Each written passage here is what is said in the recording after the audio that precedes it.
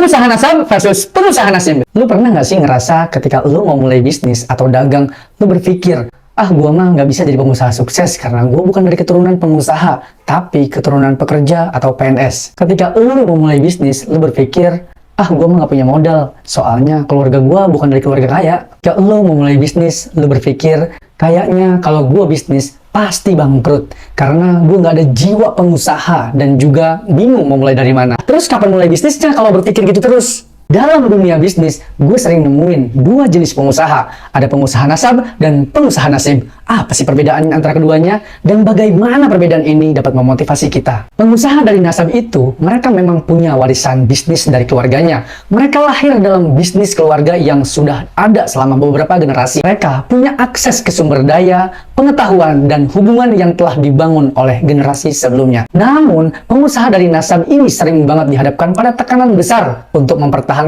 dan meningkatkan warisan keluarganya. Sedangkan pengusaha dari nasib itu datang dari latar belakang yang sederhana atau bahkan kesulitan.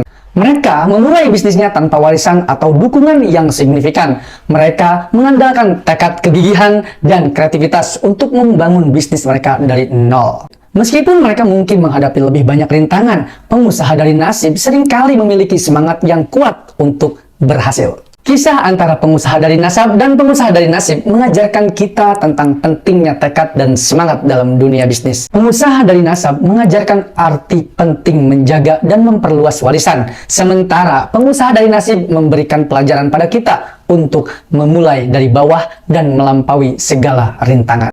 Pada akhirnya, kesuksesan dalam bisnis tidak hanya ditentukan oleh latar belakang, tapi oleh tekad, kerja keras, dan kemampuan untuk belajar dari pengalaman, bagaimanapun asalnya.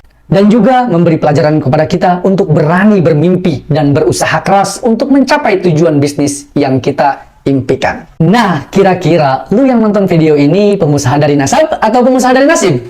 Yuk komen di kolom komentar, atau tag temen lu yang pengusaha dari nasab atau pengusaha dari nasib.